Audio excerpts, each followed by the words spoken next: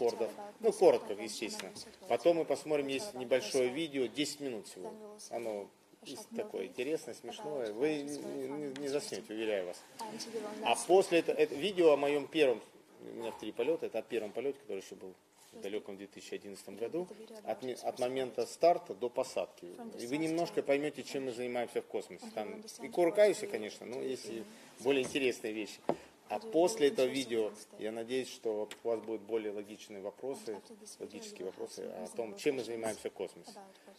Мне задавайте, ну, хотите вообще задавайте, и мы, может быть, вместе будем отвечать. Я надеюсь, ответим на все ваши вопросы. Хорошо? Hopefully they'll be the same answers. Yeah, I hope. Вот, и тем более так все красиво про меня. Ну, давайте я начну о себе. Ну, вот видите, да, если кто знает, значит, ну, во-первых, я не совсем там какой-то далекий россиянин. Мои мама и папа родились здесь, в Могилевской области. Папа в деревне Кипячи, это под Быхово, мама из самого Быхова. Так что в моих жилах течет белорусская кровь. Я никогда этого не стеснялся. Когда люди спрашивают, ты русский, я говорю, я не русский, я россиянин. Это 2 большие разницы. И за границей они нас, знаете, как называют? Белораш. Это ты белая кровь. То есть для них это вообще супер. То есть ты русский, а вот если белораш, это круто. Так что не стесняйтесь говорить, что вы белорусы. Поверьте мне. Поэтому я всегда говорил, я белорус, я не русский. Ну, россиянин. Мой папа ушел в армию, он всегда мечтал, как я, стать летчиком, но, к сожалению, был из деревни, ну и так, из обычной бедной семьи, ну и в летчики его не взяли, там разнарядки не хватило. И папе предложили стать подводником, он даже об этом слове никогда не слышал в своей деревне. Но ему сказали, это то же самое, у тебя будет кожаная куртка, у тебя будет шоколад каждый день, и еще тебе каждый день будут наливать 75 грамм сухого вина. В общем, он согласился стать подводником. И в Питере он закончил училище потом морское и распределился, попал в Крым, Балаклаву, где я и родился. Это моя родина, Крым, наш, всех я люблю. Так что мои корни из Крыма. Видимо, что-то есть в генетике. Меня в Крыму окружали только моряки. То есть это папины знакомые, все, кто вокруг были. У нас все-таки база находится в Севастополе. Ну, это в Севастополе. Но я всегда тянулся к небу. И так получилось, что в то время, когда я родился, в 70-е годы, для нас космонавтика это была такая тематика очень сильная. И все мальчики и девочки мечтали стать космонавтами, Гагариными, Терешковыми. И, естественно, я мечтал. Единственное, эту мечту я взял ее как за основу. Я был ей верен до конца. Прочитав много книг, посмотрев много фильмов о космонавтах, я решил, что самое правильное, чтобы стать космонавтом, надо, как Юрий Алексеевич Гагарин, как первый набор, как Титов, надо пойти в летчики вначале военные. И в Севастополе, как и у вас здесь в Минске, есть аэроклуб, куда в советское время мы, мальчишки, которым по 15 лет, по 14 могли прийти и бесплатно после уроков заниматься авиационным спортом. То есть я начал с 15 лет летать на самолете, прыгать с парашютом. В 16 лет, это по закону международному, было право мне самому управлять самолетом. И я 16 лет летаю сам на самолетах. И только в 18 лет я получил права на машину. Поэтому вначале я научился летать, а потом... Конечно, заканчивая школу, я понимал, что я из простой семьи, у меня родители не имели высшего образования. Ну, кто я такой? Конечно, я космонавтом не могу стать. Это ж люди оттуда и от Бога, да? А я кто? Ну, по крайней мере, я понял, что я не стану моряком, а стану летчиком. И потом поступил в летное училище, закончил, потом академия в Москве, летал. Если вы знаете, у нас есть в Москве пилотажные группы, русские витязи, стрижи. Вот в Кубинке я этим занимался. И в 30 лет попытался, потому что это не так далеко, звездный городок, где нас готовят космонавтов, отобраться в отряд космонавтов. Блестяще прошел его. К первому полету готовился 8 лет, и это немного. То есть мой дублер, который у меня был в первом полете, он 15 лет готовился к своему первому полету. То есть 8 лет это довольно быстро, тем более командиром корабля космического, командиром станции, это не так долго. Ну, потом в течение 6 лет крайних я сделал уже 3 космических полета. Действующий космонавт, крайний, кто прилетел из космоса 3 июня. То есть те ребята, которые находятся в космосе, они летали со мной по 4 месяца. Так что я как бы это еще... То есть идет у меня сейчас процесс реабилитации. По закону полгода, то есть где-то в январе я имею право теперь пройти медкомиссию, где будет решено нашими врачами, годен ли я к дальнейшим спецтренировкам для следующих полетов. Ну, дослужился я до звания полковник, что там еще, Герой России, семья, 2 прекрасных детей, дочь растет. Ну, по-моему, все основное. Вам слово.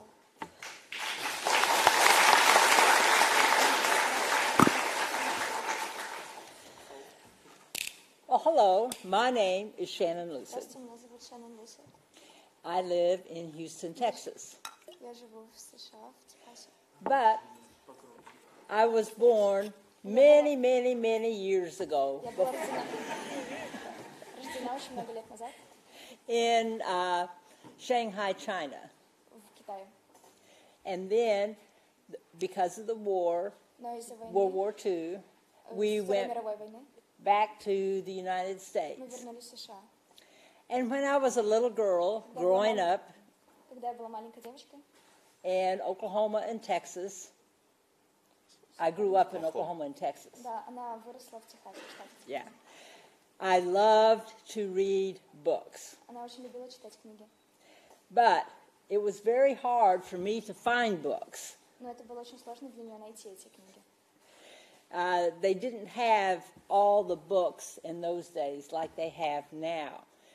So I was very fortunate one day when I found a science fiction storybook. Но у них не было столько книг, сколько мы имеем сейчас, и мне очень повезло, что я нашла художественную фантастическую книгу. And I thought, wow, this is so neat. Maybe someday I can grow up and explore the universe. Я подумала, вау, это так здорово, эта книга прямо для меня, и однажды я исследую целый мир. But there was one tiny little problem. Но была одна маленькая проблема. No country had a space program back then. Но тогда ни у одной страны не было никакой космической программы, для полета. But when I was in high school, the Russians launched Sputnik. Да, но когда я была в старшей школе или в университете, россияне, они... No, not in high school. The university. No, No, before high the school. university. Before the university, Yeah. Старший класс. да, Yeah. в колледж. It was very exciting, and I hoped that it meant that every country would develop a space program, and maybe I could be part of it. Это было так здорово, я подумала, вот бы все страны развивали вот эту космическую программу, и я стала бы частью ее. Well, the United States then launched a satellite. The Russians launched more, and then the United States launched more. And then it was decided that humans would go into space. Yuri Gagarin went, and then Alan Shepard. Да, и было построено и в России, и в Америке очень много космических станций, и было решено, что человек должен полететь в космос. Первый россиянин Юрий Гагарин и Alan Shepard. И Алан Шепард из Америки полетели в космос. There was a competition between the Russians and the United States. Было соревнование между США и Россией. Who could do the best thing in space? Кто сможет сделать больше в космосе? It was a very exciting time, except for one thing. Это было очень здоровское время, кроме одной вещи. In America, there were only men in the space program. А в Америке только мужчины были в этой программе, и только они могли полететь в космос. And I wasn't a man. И я не мужчина. So what could I do? И что я могла сделать? Well, I decided that I would study hard So I went to the university and I majored in chemistry. И я решила, что я буду очень много стараться и пойду в университет и буду заниматься биохимией. Yeah, because if you can't explore the cosmos, you can at least explore the world of chemistry. Потому что если вы уже не можете исследовать космос, вы, по крайней мере, можете исследовать биохимию. At the same time, I went out to the airport and I learned how to fly airplanes. В то же время я ездила в аэропорт и училась, как летать на самолетах. Now, I had to pay for it myself. I had to pay to Да, и она learn how. платила за это сама. So, I worked in the university. I worked in the dining hall. Да, она работала в университете, работала в ресторане. And I had to work 10 hours so I could fly 1 hour. И она работала 10 часов, но могла летать только 1. But it was well worth it. Но это действительно того стоило. Then it was time for me to graduate from college. Потом настало время выпуска из университета. I went to my teacher, my professor, and I said, I'm going to graduate in 2 weeks. How do I go about getting a job in chemistry? Я подошла к своему профессору в университете и сказала, я выпускаюсь через 2 недели. Как мне найти работу, связанную с биохимией? Well, I had never known anyone that worked in chemistry. Потому что я вообще никого не знала, кто работал бы в этой области. He looked at me and he said, you plan on going to work? Я посмотрел на меня и сказал, вы действительно планируете работать в биохимии? And I said, of course, why else would I study? Я сказала, конечно, зачем же я тогда вообще училась-то? And he said, you will never ever get a job because you are a girl. И он сказал, вы никогда не получите эту работу, потому что вы женщина, девушка. But I went looking for work. Но я все равно начала искать работу. And my first job out of the university with a nice university degree in chemistry, И моя первая работа после университета was working in a nursing home, an old folks' home. И она работала нянечкой в больнице. Yeah, that was the only place that I could find a job. Это было единственное место, где ее взяли на работу. But things did get better, and I finally found a job in a laboratory. Но начала налаживаться жизнь, и я в конце концов нашла себе место для работы в лаборатории. Then I met my husband when I was working in the laboratory. Именно в этой лаборатории я познакомилась со своим будущим мужем. And then I got pregnant with my first child. И я забеременела своим первым ребенком.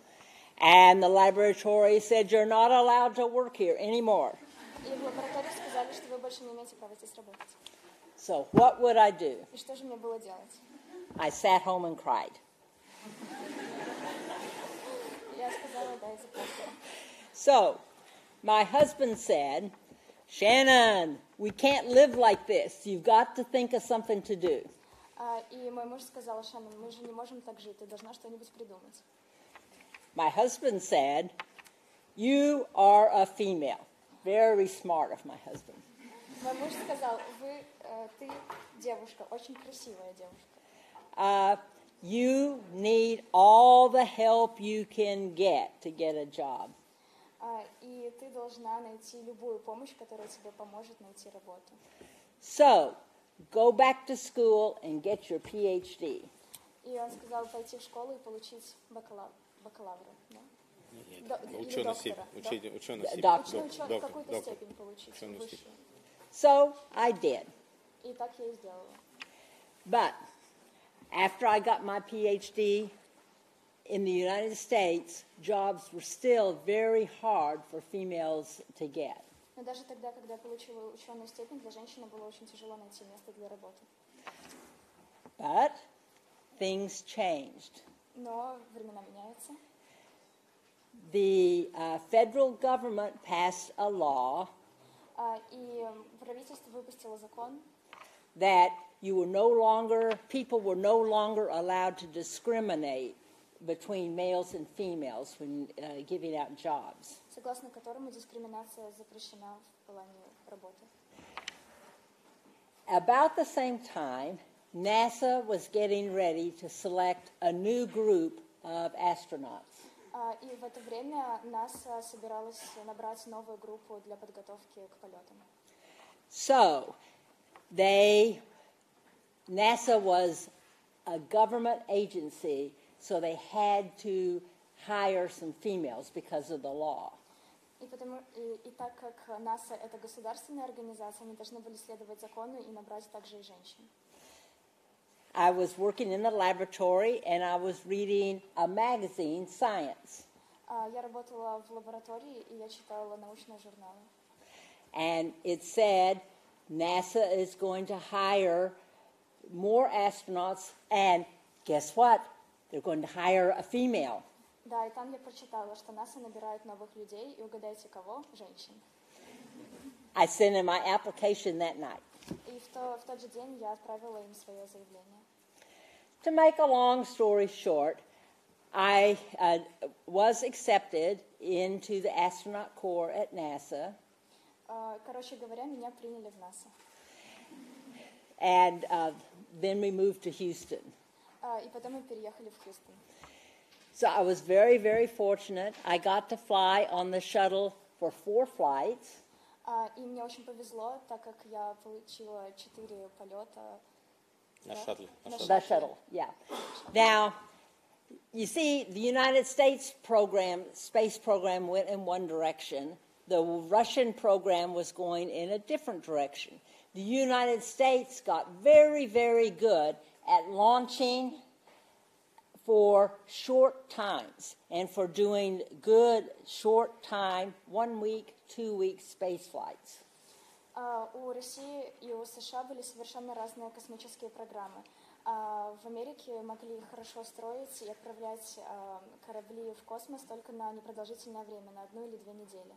At the same time, the Russian space program was going in the direction of long flights in space. Да, и в то же время россияне отправляли свои космические корабли на длительное время. Well, the United States was interested in learning about how to work in space for long periods of time because they wanted to build the International Space Station. И американцы были очень заинтересованы в том, чтобы обучиться у россиян, как можно полететь в космос на длительное время, потому что они хотели построить международную космическую станцию. And at that time, political relations between the United States and Russia became better, and they started to be friends. И в то время отношения между США и Россией улучшились, и они стали друзьями. And what do friends do? They work together. И что же делают друзья? Они, естественно, работают вместе. So, the United States and Russia decided, okay, maybe some Russians can fly on the shuttle and learn about short flights. Some Americans can fly on the Russian space station Mir and learn about what it is like to live for a long time in space. И поэтому было решено, чтобы один русский отправился на американскую станцию, один американец на русскую станцию под названием Мир, чтобы один научился, как это летать в коротких полетах, а второй в длинных. And I was very, very fortunate because my boss asked lots of people, and they said, do you want to go to Russia to train and then fly on the space station Mir? И мне очень повезло, мой босс собрал нас всех и спросил, кто же хочет полететь в Россию на станцию Мир. Most people said no, but I said, I do. And so my boss said, okay, you can go then. Да, многие люди отказались, но я, естественно, согласилась, и босс меня туда отправил.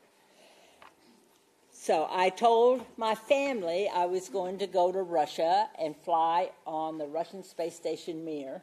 И я сказала своей семье, что я собираюсь поехать в Россию и полететь там в космос. And На I станцию also Мир. На Да, на станцию Мир. станцию Мир.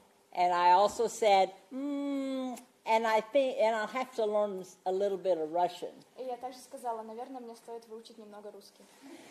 For example. No example now. My children, they laughed and laughed and laughed А мои дети начали смеяться и смеялись, и долго очень смеялись. because they knew that languages were not something I was good at all. Потому что они знали, что я не очень хороша в изучении языков. But it was worth working at for the chance of flying on Mir. Но, наверное, стоило выучить русский язык для того, чтобы полететь со станции Мир в космос. So, things worked out well. We trained in Star City, and then I went on the shuttle up to the Russian space station Mir. Мы тренировались в звездном городке, который находится в России, и потом мы полетели на станцию Мир. And I was very, very fortunate that I was able to live and work on the Russian space station Mir for 6 months. И мне очень повезло, потому что мне выпала возможность полгода работать на станции Мир. I also was very, very fortunate because of the wonderful Russian crewmates that I had. Crewmate. The crew, the people I worked with. И мне очень повезло, потому что там собралась очень хорошая команда. Yes. There was Yuri Onoforenko and Yuri Usachev. Да, и там были Юрий Усачев и Yeah. Onufrienko. Onofrenko. космонавт. And Логично, да. someone said, "Aren't you confused working with 2 Yuris?" And I said, "No, all I have to do is say Yuri and somebody answers." И меня спрашивали, разве вы не путаетесь в этих двух Юриев? И я ответила, я просто говорю Юрий, и кто-нибудь отвечает. We did lots of science experiments, Мы там проводили очень много научных экспериментов. but we learned lots of things about living in space that would help when the International Space Station was built. И мы узнали очень много, в космосе мы узнали очень много вещей, которые помогли бы тогда построить космическую международную станцию. One of the most important things was cooperating with other countries was much, much better than competing. И самой важной вещью было научиться ладить с другими странами. And it was because of the cooperation with Russia and with at least 15 other countries, with European countries and Canada, that it was possible to build the International Space Station where you went. So there you have it. И только благодаря сотрудничеству с другими странами, со странами Европы и с Россией удалось бы построить международную космическую станцию, про Yeah, которую one да, moment сейчас break. расскажем. I need to. Okay, now I'm done. Yeah. So now you can show Чтобы your было movie. понятно, Люси летал на станцию Мир. Это станция, которая была у нас до 2000 года, российская. И программа была Мир Шаттл, где шаттлы стыковались. Сейчас на станции, на орбите летает Международная космическая станция. То есть она вам рассказывает, что ее полеты, первые наши совместные полеты были НАСА, Россия и других космических агентств на станцию Мир. Подготовка к тому, что мы сейчас имеем на околоземной орбите. Это одна международная космическая станция. Чтобы было понятно просто. He tells Sorry. them about the history of building Yeah, the that's good. Sorry. Okay. internationals. Well, now show your movie. Окей. Сейчас Что, мультики посмотрим? They'd much rather watch a movie than listen. Thank you. Nice.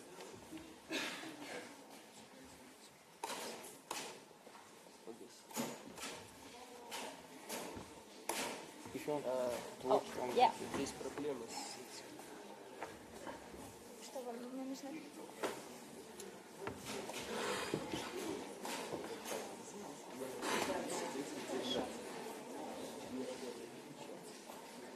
А звук есть? Звук есть? Да. Тогда верните обратно.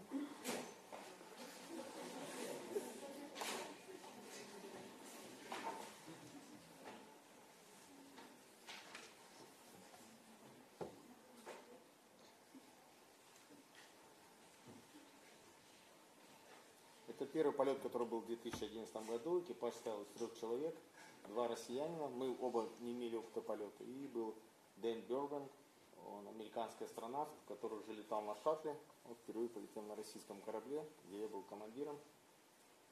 Ну и дальше вы видите. Вывоз ракеты, сам полет и посадку.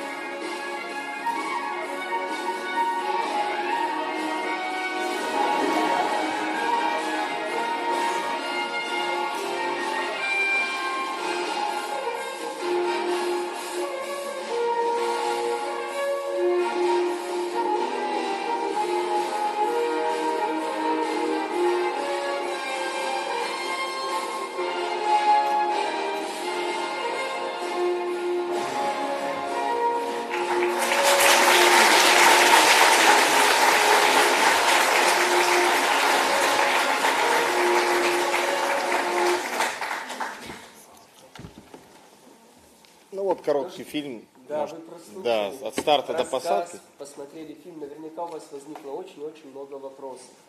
На некоторые вопросы, наверное, ответили наши друзья в ходе своего выступления, но все-таки, возможно, у вас наверняка, я думаю, есть вопросы. Пожалуйста, кто? Здравствуйте. Добрый день. Во-первых, добро пожаловать в Беларусь. Думаю, у вас останутся приятные впечатления от нашей страны. И вопрос следующий. Оказывает ли космос какое-либо негативное влияние на здоровье человека и каким образом он повлиял, возможно, на ваше самочувствие? Спасибо. Does this place influence your health? I mean, do you have some problems with health because of your flights in space? Are they asking me? А кого вы спрашиваете? Без разницы. Да? Anyone? Lady first. Okay. The simple answer to your question is no. I have had no health problems because of my time in space. У меня очень простой ответ. У меня никогда не было никаких проблем со здоровьем из-за моих полетов в космос. But when you are in space, your body does change in some ways. Но когда ты в космосе, твое тело меняется в некотором смысле. As soon as you get, most people, as soon as they arrive in orbit, will notice that their face is very large, like a balloon. Многие люди, когда они прилетают в космос, они осознают, что их лицо такое большое, как шар, воздушный шар. Because here, when you stand up, gravity pulls the liquid in your body, the water, down. Просто когда ты поднимаешься На Земле. на Земле, да? Да, с гравитацией.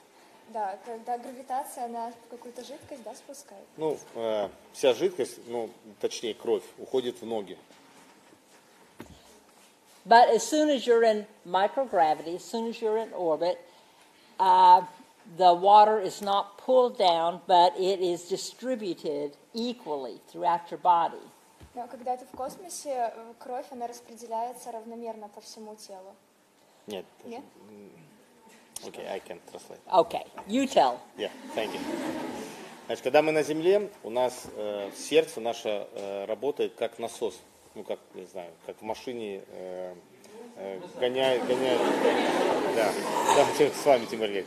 Значит, когда мы на Земле, то кровь у нас как раз распределена очень равномерно на Земле, учитывая гравитацию. Когда он попадает в космос, там нет гравитации.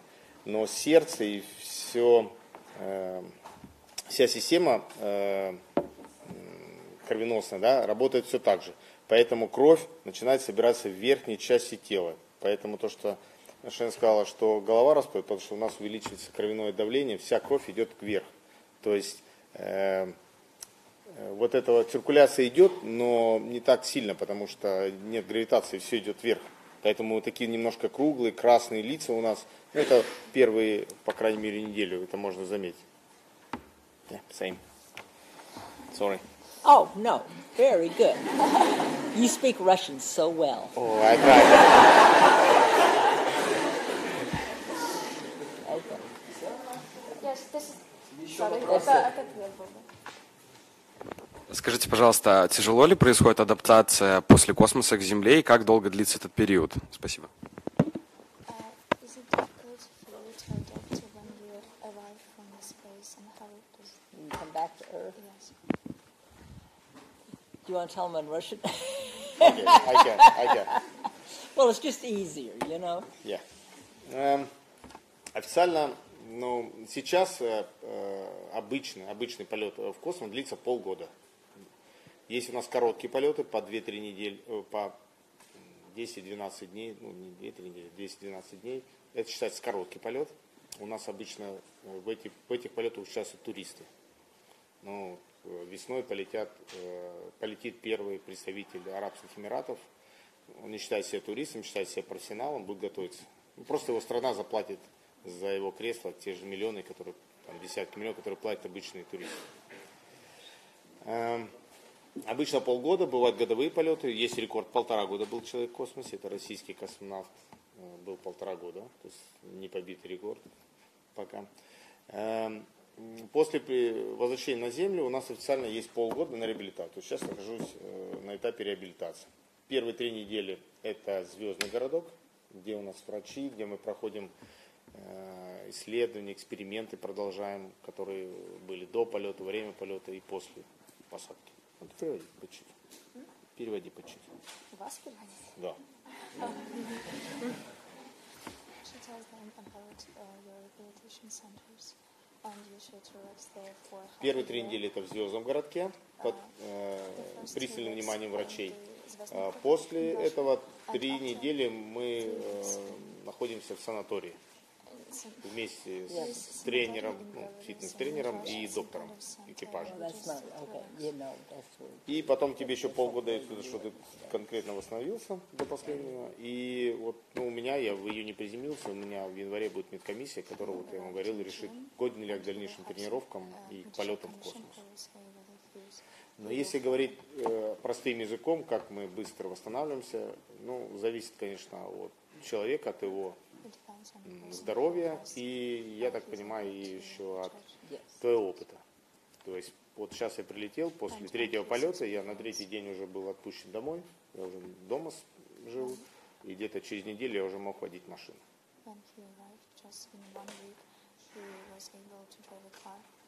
То есть у нас очень умный организм, он быстро привыкает. Ну и в 3-й полет, когда я прилетел на станцию, также очень быстро, я буквально сразу, я вообще не почувствовал, что я как будто летал. Разница была всего 2 года, то есть после 2-го полета. Я прилетел на станцию, и организм понял, что космос, быстро перестроился, никаких не было проблем, ни головокружения, ни тошноты, ничего. То есть я сразу включился в работу. And he adopted the space, and when he was on Earth, he adopted it. Изменилось ли у вас отношение к человеку как к элементу Вселенной? Все-таки вы остались в понимании, что человек это просто земное биологическое существо, или вам открылись не только знания космоса, но и какого-то иного разума? Были ли у вас мистические случаи? Okay, after you arrive from space, do you think you're just a human, or you just change your mind about human as a species of animal? No. Look, I was the same before I went to space, and I was the same after. Я какой была, когда полетела в космос, и я такой же вернулась из космоса. Did the space change you and change your opinion about people? No. Нет. Еще вопрос. Здравствуйте. Что вы в первую очередь предпринимаете, если получаете ранение в космосе? What do you do if you have, Потому что война будет. Ну, например, порез или что-то в таком духе. what do you do if you get sick in space? There is a very, very good medical kit on board that has just about every kind of medicine that you might need. На борту очень большая аптечка, там есть практически все препараты, которые вам могут понадобиться при лечении. And before launch, one crew person, everybody learns how to use it, but one person learns how to use it very, very good. И перед запуском ракеты вся команда должна знать, чем и как пользоваться, но один человек из команды, он очень тщательно должен это все проработать и все знать. По медицине. And there's doctors on the ground, and the doctors in the control center. Да, и есть доктора в СУПе, в центре In the управления soup. полета. ДСУП, Yeah, СУП, в центре the управления полета. control center. центр, да, контролирования. Yeah. So, if you have a question, you can call to the ground and get advice. Ну, в общем, на Земле есть доктор, который за них отвечает, и поэтому, если у вас какие-то проблемы в космосе, вы должны звонить, и он будет, да, как-то помогать. Ну да. Значит, правильно, что я сказал, что до полета нас готовят по медицине. Самое главное, как она по AED по-русски, короче, первую медицинскую помощь мы должны. Aid-kit, да. Yeah. A first aid kit. Да. У нас есть дефибриллятор на станции. У нас есть куча действительно не только лекарств, а оборудования, которое можно проверить человека и вернуть его с того света, грубо говоря. То есть самое главное нам вначале вернуть его в состояние, чтобы он еще жил.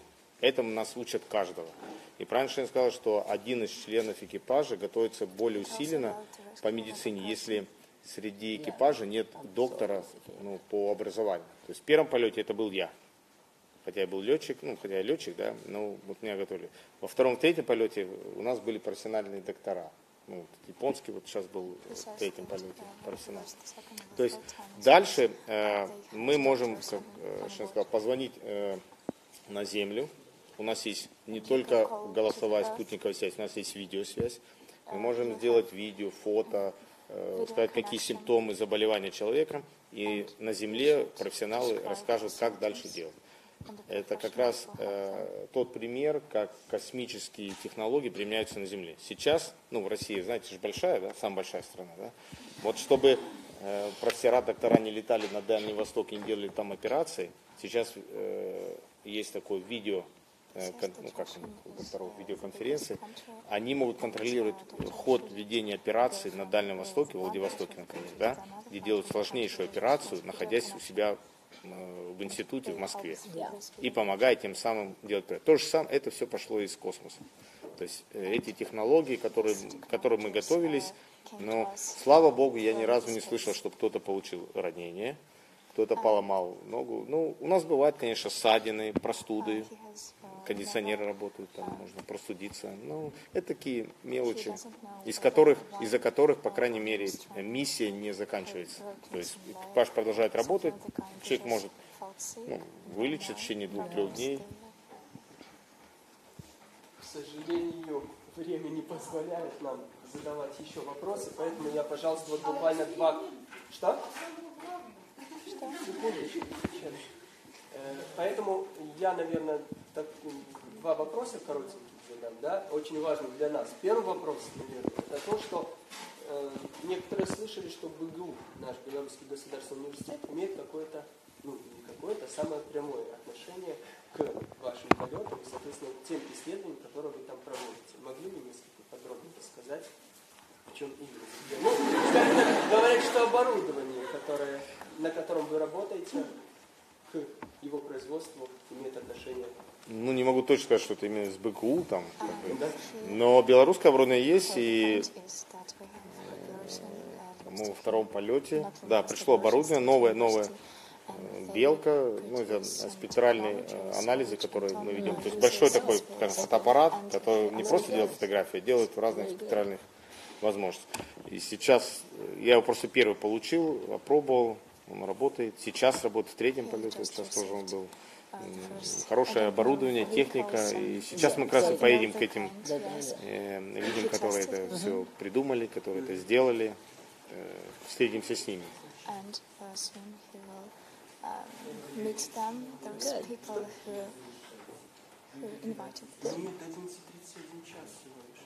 А дальше что?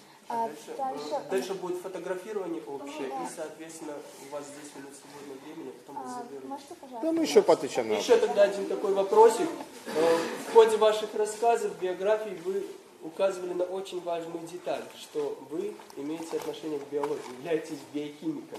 А если у студентов других специальностей шанс попасть в космос, если там среди космонавтов биологи других, скажем так, квалификаций направлений? Это очень просто. Значит, раньше, по крайней мере, в Советском Союзе отбирали только летчиков, инженеров и докторов. Потом полетели биологи. И вот Сергей Рязанский, который закончил наш московский МГУ, он как раз именно, хотя мы его называем доктор, но он доктор именно биологии, он слетал, 2 хороших полета сделал. Это мы с одного набора с ним. И когда спрашивают, а есть ли шанс у нас полететь, если там, вы тем более занимаетесь нужным нам делом. Вообще в космосе уже было, я только в этом полете, в крайнем, летал с 2 учителями, которые по образованию были педагоги. Перед тем, как прийти в НАСА, отобраться, это 2 учителя. Они сейчас оба в космосе, да. Еще, да. Это 2 учителя. Так что, если говорить о том, что есть ли шанс полететь, то, конечно, есть. Учитесь, и у вас 3 коренных белоруса, которые слетали в космос, такие как я, еще 3, у которых кровь белорусская. Так что...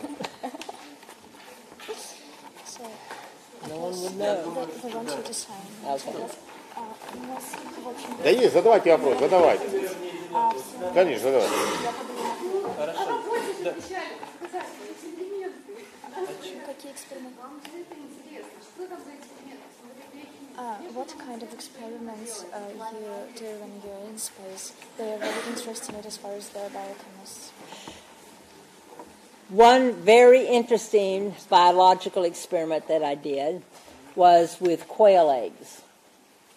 Один из самых интересных экспериментов, который я проводила в космосе, было вот, Little bird eggs. Bird? сейчас бы биохимию знать, извините, пожалуйста. Видел, да? Что еще?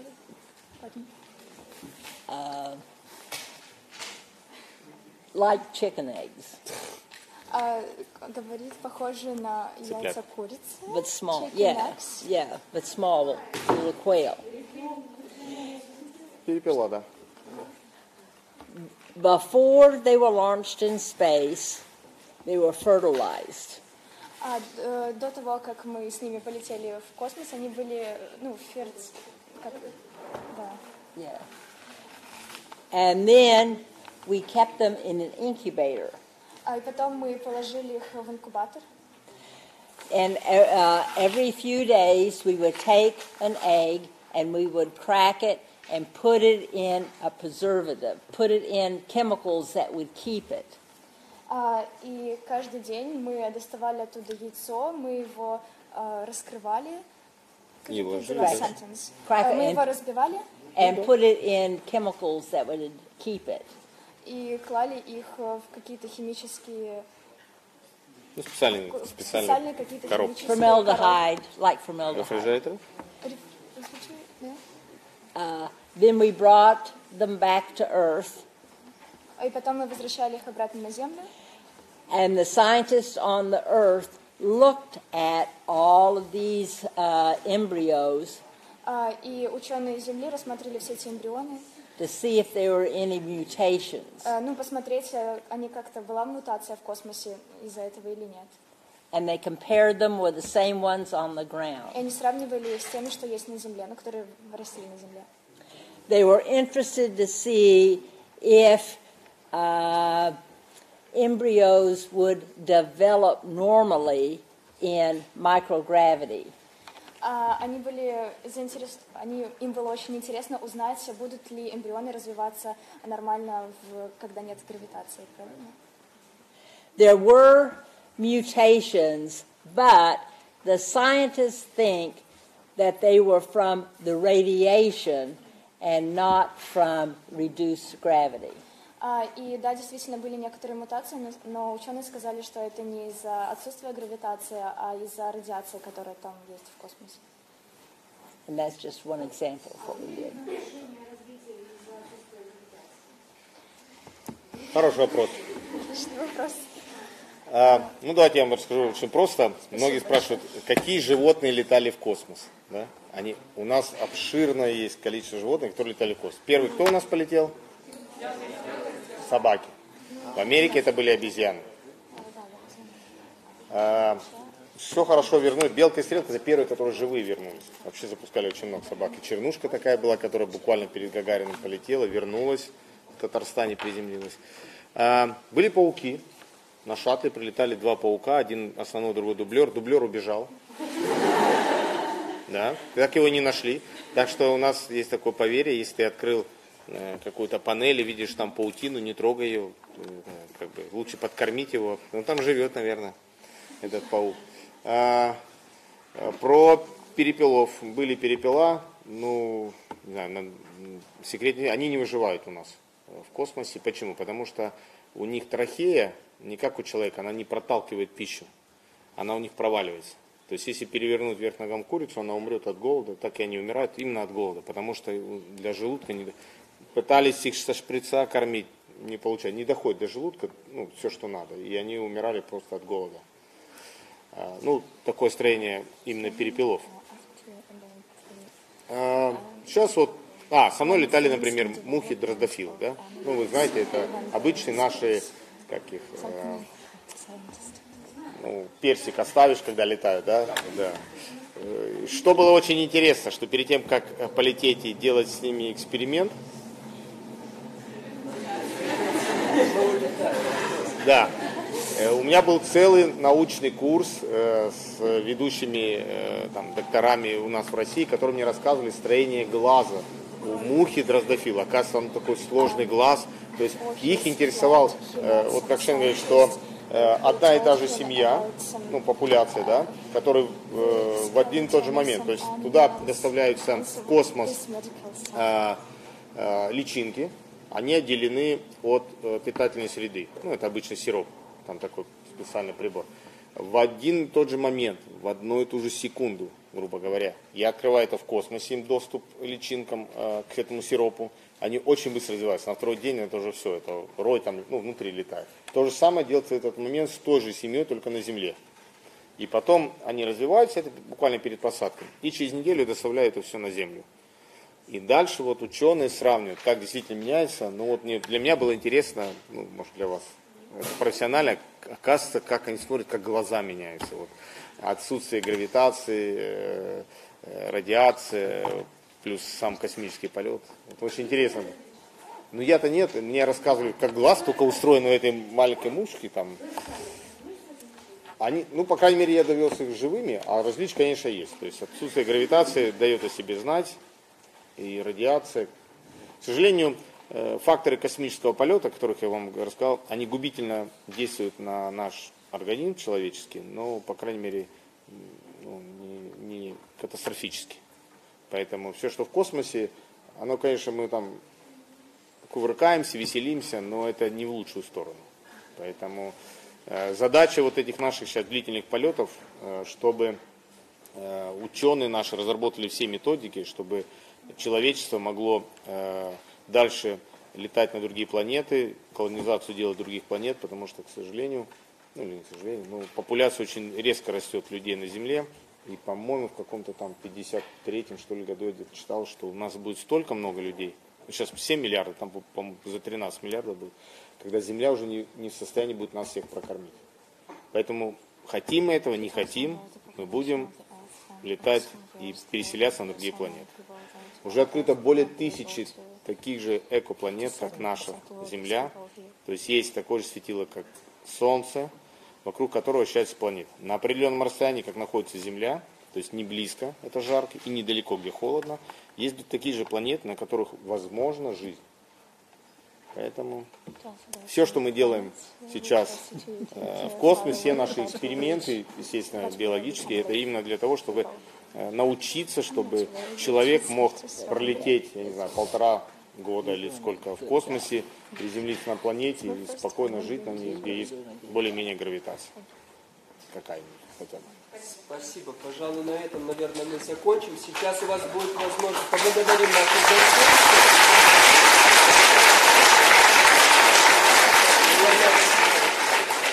Сейчас у вас будет возможность подойти, взять автографы, фотокарточки, сфотографироваться с нашими гостями. Да, не все сразу. Пожалуйста, ходите по одному. Возьмите, пожалуйста. А яблоко вообще символическое исследование, а это из моего родительского сада. А у вас малая родина из Беларуси, так что я вам торжественно вручаю. Ой, спасибо, спасибо. Без всяких Спасибо, этих, спасибо. как называется, Пестицидов, химии всякой. яблоко, сорт называется штрихель. Штрихель. Штрихель. Хорошо, спасибо. Белорусский сорт. Спасибо, спасибо. Да. Если вам будет интересно, я вам ссылочку скину. И вам, Я вам и писал вам. космос, но не пропустили, наверное, ваши цифры. Нет, там у нас, да, жестко с этим. Не цензура, но Это вышло, а это еще, кстати, я заберу, могу? да, это вам.